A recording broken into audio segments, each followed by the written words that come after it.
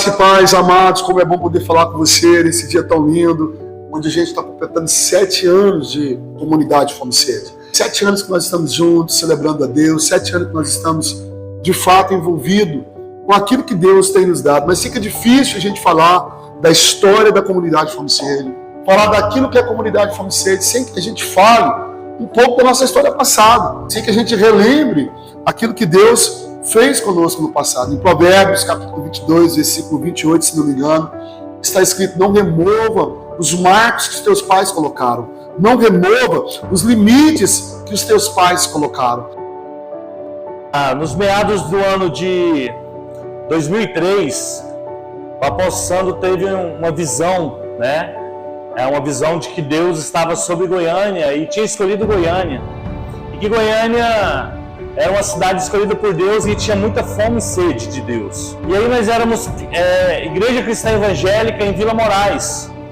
E aí passou a ser Igreja Cristã Evangélica em Vila Moraes, Ministério Fome e Sede de Deus. E quando chegou no ano de 2005, nós fizemos uma assembleia, o qual decidiu desfiliar, desmembrar da Igreja Cristã Evangélica do Brasil e passamos a ser Comunidade Fome e Sede de Deus.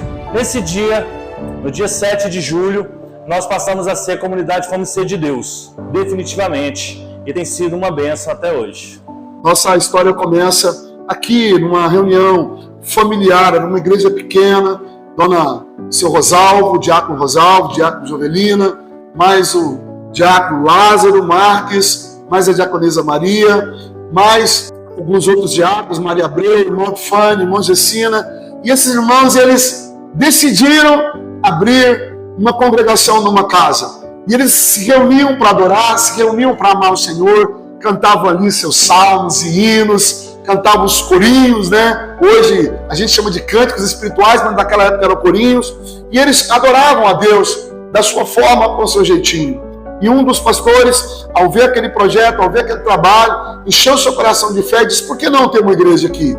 E aí começa a história da nossa igreja. A nossa raiz é muito linda. A nossa igreja, ela não abriu como um bar se abre, como um restaurante abre, como se abre um shopping. Não, a nossa igreja nasceu. Ela nasceu primeiro no coração de Deus e nasceu no coração desses irmãos. E essa igreja, então, ela começa esse projeto profético aqui no bairro, antigo bairro de Vila Moraes, hoje setor Moraes. E nós temos como a primeira jovem da nossa igreja batizada, a pastora Cristina, que é a nossa líder de intercessão hoje.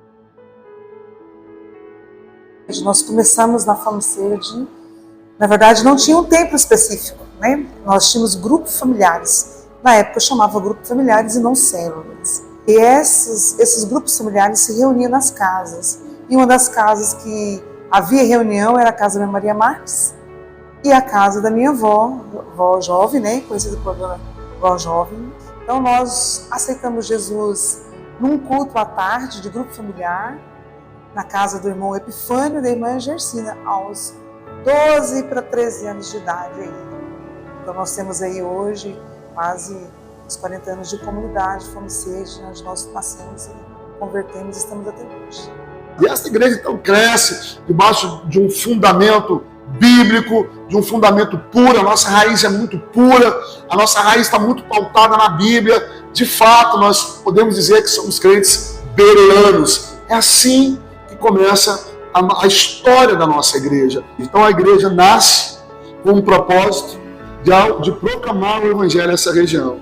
Esse evangelho chega à minha vida e através da minha vida começa uma obra nesse lugar. Uma das frases que eu acho mais lindas é uma frase que a nossa diaconisa, em memória, diaconisa jovem, nossa avó jovem, ela disse para mim: eu ganhei o Sandro para Jesus e Deus ganhou ele para ser nosso pastor.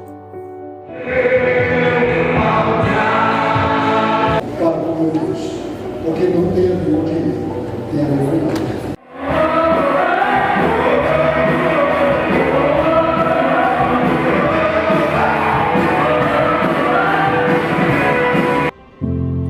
Quando eu cheguei à Fome e Sede, eu tinha 15 anos de idade. E ontem foi meu aniversário, eu fiz 44. Então já tem bastante anos aí de fome e sede. E eu vim através do Sandro, ele que conhecia a igreja, e ele me trouxe, né? E foi um processo na minha vida. Na verdade, o que eu mais amei quando eu cheguei na Fome e Sede é o que muitas pessoas falam até hoje, que é a forma que eu fui recebida, né? O carinho das pessoas, algo marcante. Glória a Deus, até hoje está conosco, é o tio Samuel. Dá um abraço na gente bem forte, bem aconchegante, um abraço de amor mesmo. E era uma igreja que fica a três lotes abaixo da minha casa, onde eu moro até hoje. Foi onde eu fiz o meu casamento lá, né? Aqui no caso, mas no antigo templo. Quando eu cheguei era uma sala bem pequenininha mesmo. E assim, tudo bem simples, mas era uma presença de Deus incrível. E o amor das pessoas ali é que fez a diferença na minha vida. E esse amor que me alcançou, que impactou a minha vida, e eu conheci Jesus nesse lugar. Simples, mas com uma presença incrível mesmo, que realmente transformou a minha vida. Tentamos ingressar, né, como membros, exercemos algumas atividades, né? A gente conseguiu, graças a Deus, participar de várias funções, né? funções, né? Nós viemos desde professor de escola dominical, né?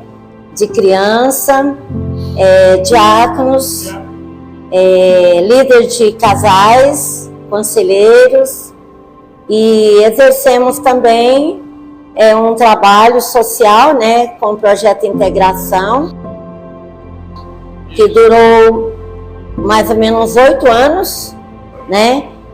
Parou com a época da pandemia, onde nós, além de darmos curso, né, fornecer vários tipos de cursos, e a gente evangelizava crianças, jovens, adolescentes e pessoas também idosas que participavam do projeto. Eu pude ver de perto o início do Jesus Extreme, de todo o ministério de jovens. Quando eu cheguei na comunidade Fome e Sede de Deus, com as células, né, nós não tínhamos culto de jovens. Nós não tínhamos culto de jovens de algum da igreja. E eu lembro quando a célula era na casa do pastor Ricardo Santos, pastor da nossa comunidade aqui também, da sede. Eu lembro quando nós começamos, quando esse sonho nasceu no coração dele, no coração do apóstolo, no coração do bispo, de novamente começar um ministério de jovens ativo, com culto de jovens. Nós começamos com os cultos todos os sábados. Então, nós começamos na célula com este sonho do Jesus Extreme. Então, a célula foi esse movimento, a célula tinha vários jovens. Nós chegamos a ter células com 60 jovens. Então essas células culminaram no Ministério de Jovens Jesus Extreme, que começou a nascer. Nasceu no coração de Deus e graças a Deus hoje está sendo executado por nós.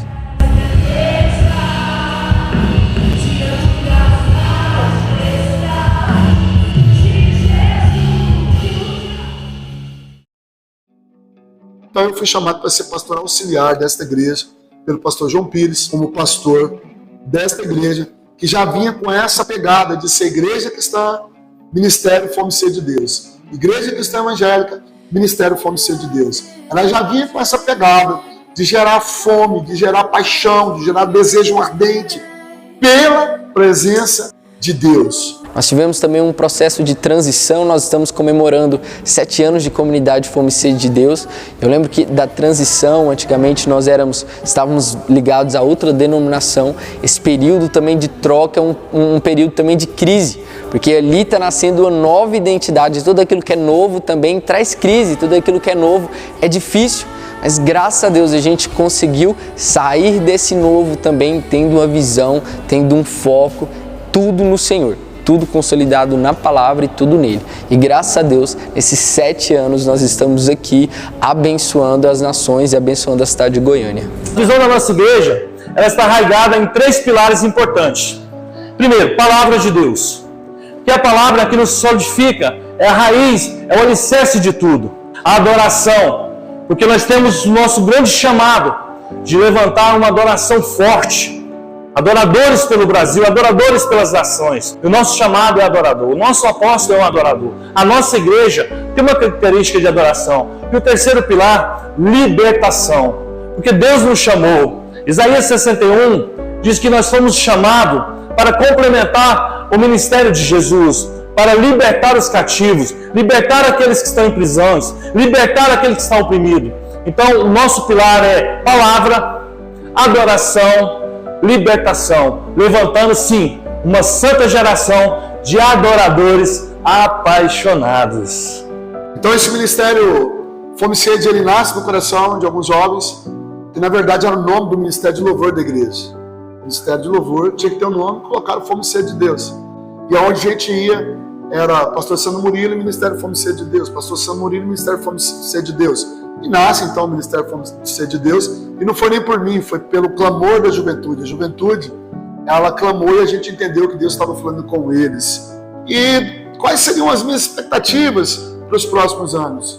Que a gente continue lembrando da paixão daqueles irmãos, de tantos anos atrás, irmão Rosalvo, irmã Jovem, pastor Lázaro, pastora Maria, irmã Fânia, irmã Juscina, irmão Carlos, irmão Célio, a paixão de proclamar o nome do Senhor Jesus a todos os povos, a todas as línguas, a todas as tribos, a todas as etnias, que nós possamos levantar o nome de Deus, que o nome dele seja exaltado através da nossa comunidade, que nenhuma casa em Goiânia, que nenhum beco em Goiânia, que nenhuma rua em Goiânia fique sem ouvir o nome de Jesus, que nós sejamos a igreja relevante na cidade, que os projetos sociais que nós temos alcancem a cidade, que nós sejamos igreja que visita as famílias, que cuida dos órfãos, que cuida das viúvas, que nós sejamos igreja que faz missões, né, que avança. Hoje nós temos obra no Maranhão, hoje nós temos obra na Bahia, hoje nós temos entre os índios terenas, hoje nós temos obras entre alguns quilombos que estão surgindo na nação brasileira. A minha paixão é que o nome de Jesus continue sendo proclamado, que continuemos levantando filhos que amam a cidade e que desejam proclamar o nome de Jesus a todos os povos. Um momento marcante na nossa vida, quando a igreja ainda era lá embaixo, quando nós recebemos o batismo do Espírito Santo. Nós éramos os jovens com muita sede de Deus. Nós íamos para o monte, buscávamos, e um dia nós começamos a orar na igreja. O apóstolo Sandro, naquela época, começou a frequentar, e outros irmãos, o bispo Paulo, né? E nós começamos a buscar a Deus com uma fome mesmo, uma sede mesmo da presença dele. Então, algo que mais me marcou foi o batismo do Espírito Santo, quando ainda a gente era lá embaixo. Daí, com essa presença do Espírito Santo, não só a mim, mas foram vários jovens também que experimentaram esse batismo, aí nós começamos a romper na evangelização, no discipulado, na adoração, no ministério de libertação, no ministério de oração, no ministério de missões. Aí deslavancou, as portas abriram, houve um crescimento muito grande. E a partir disso a gente andava no reino profético, que o Espírito Santo nos conduzia, nós estávamos sendo levados por eles.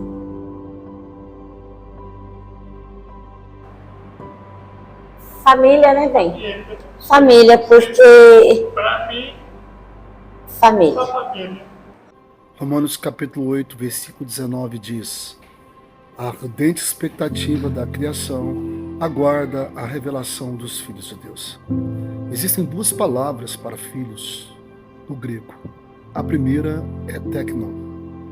João 1, versículo 12 diz: a todos quanto receberam, deu-lhes o poder de serem feitos filhos de Deus. A palavra aqui, filho, é criança, menino que ainda mama, menino que não é capaz de assumir responsabilidades. Neófito, alguém que está começando. Mas aqui em Romanos capítulo 8, versículo 19, a palavra para filhos é ruios, filhos responsáveis, homens responsáveis. Quando lemos a Bíblia no livro de Atos, no capítulo 17, versículo 6, há uma expressão muito forte naquele texto que diz: aqueles que transtornaram o mundo chegaram até nós. A palavra transtornar no grego se traduz por fazer barulho. E uma das raízes dessa palavra, anistemi, significa transformando defuntos em homens, em vivos. A natureza está esperando que Deus levante esses filhos responsáveis que transformem cemitérios em cidades fortificadas e defuntos em filhos cheios da glória. Um filho maduro sabe muito bem tudo aquilo que Deus pode e não pode fazer. Deus diz ao profeta: profetize aos ventos que vêm dos quatro cantos que soprem sobre este lugar. O profeta profetizou e aquele cemitério se transformou num exército numeroso. Aquela cidade destruída se transformou numa cidade cheia da glória. Deus está contando conosco em 2023. Deus espera que nos levantemos em 2023. A natureza espera que nos levantemos em 2023. Os nossos irmãos caçulas esperam que nós nos levantemos em 2023. Que possamos chegar neste lugar chamado Ruiós, através de uma profunda intimidade com Deus. Porque intimidade gera identidade. E essa identidade é a identidade do Filho de Deus.